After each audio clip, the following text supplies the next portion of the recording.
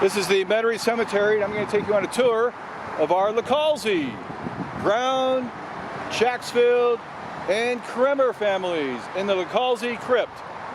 So hang on. So this is the Licalzi Crypt, and it's named after Antonino Licalzi, or we call him Tony. And Tony was the second husband of Elise Spoor and the stepfather to Margot. Now, he's also the mentor to George Chacksfield, who was Margot's husband. And we'll talk about who's laid to rest here as we visit the Licalzis.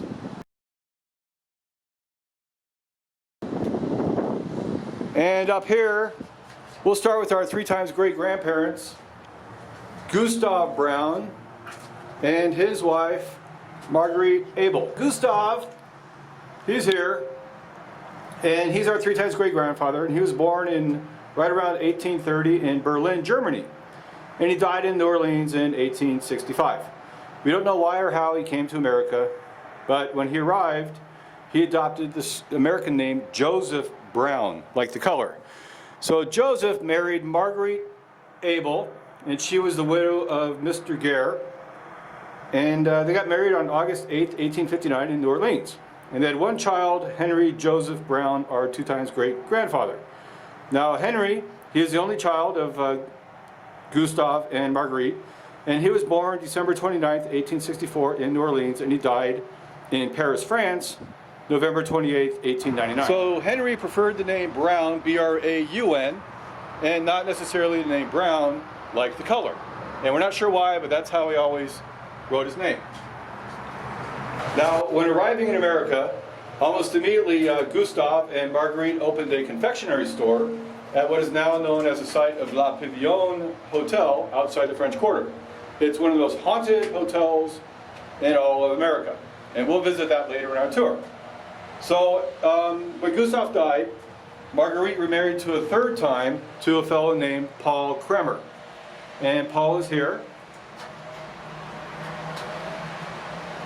And Paul died about 5 years later in 1878, and Marguerite gave up on husbands and never married again. So after Gustav Braun died, Marguerite and her son Henry continued to operate the confectionery store at La Pavillon Hotel site that we know today.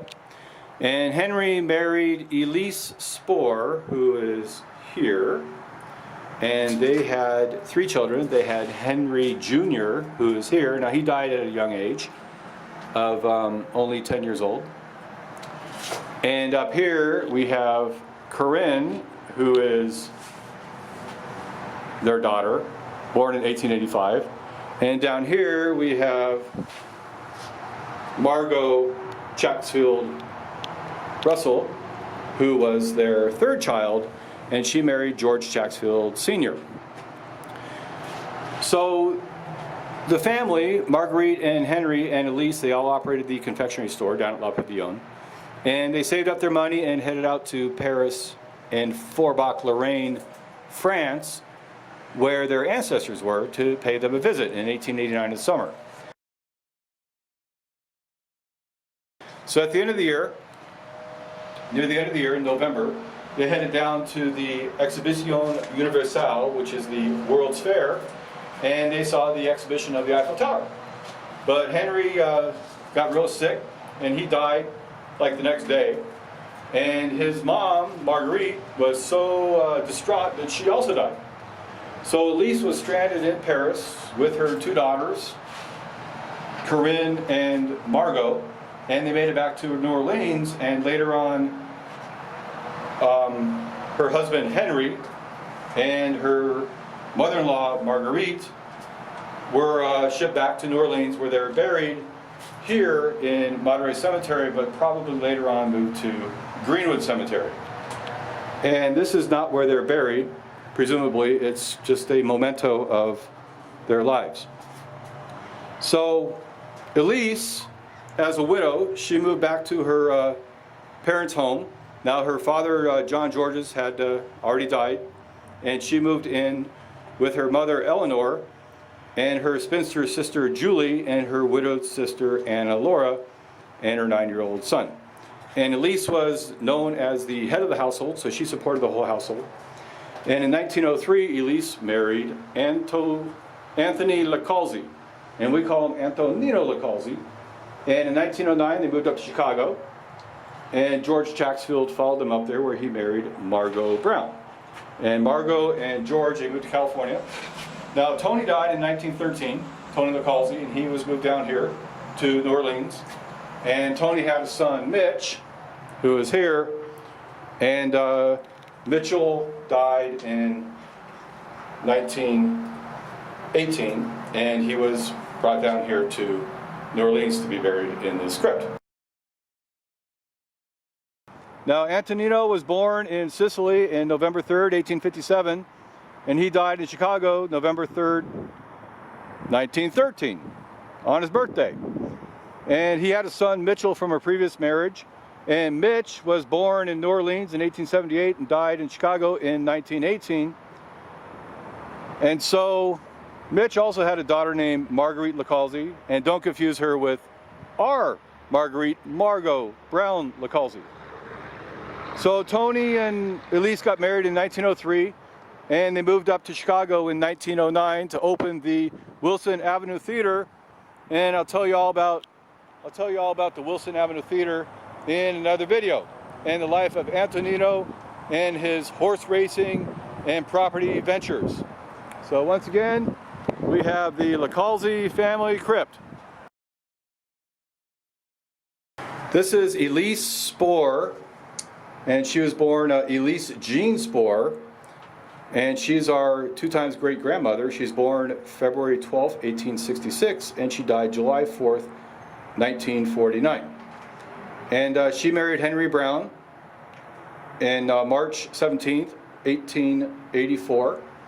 And when Henry died in Paris in 1899, she remarried to Antonino Licalzi.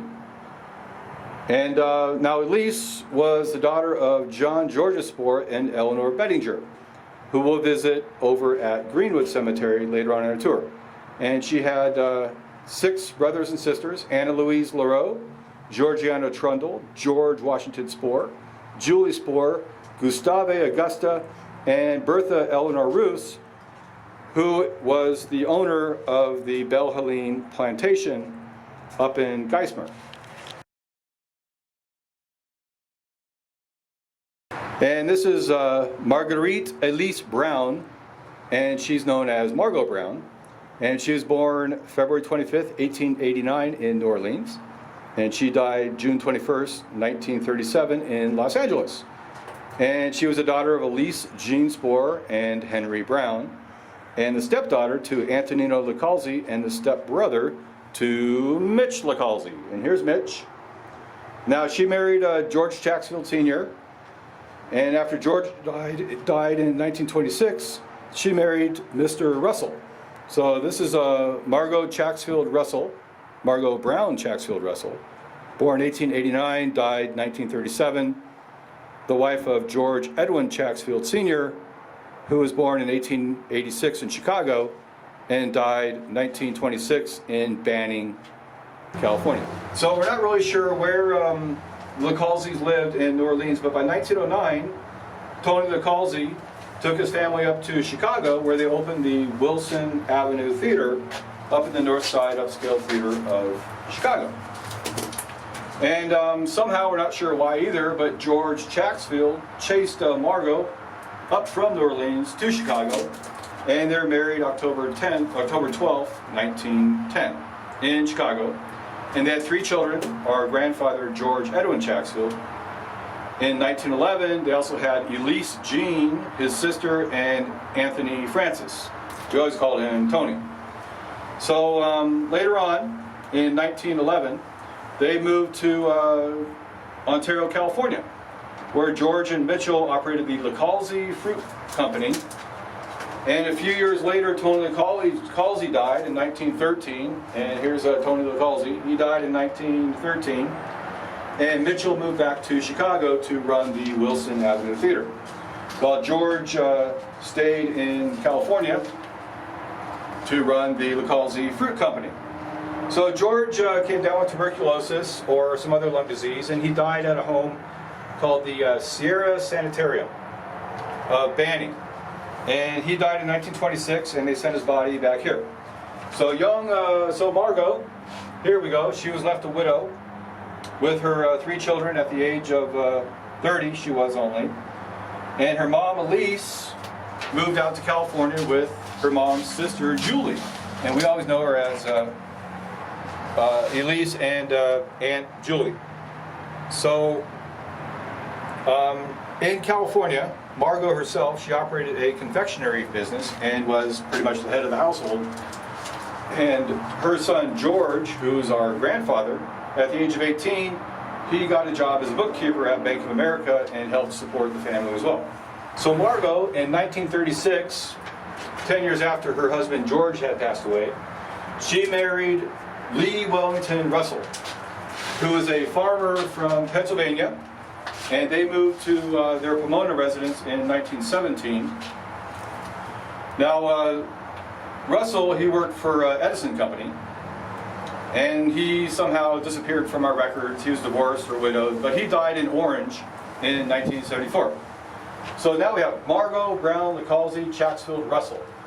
And she finally died June 21st, 1937, at the age of 48 in Redondo Beach, California.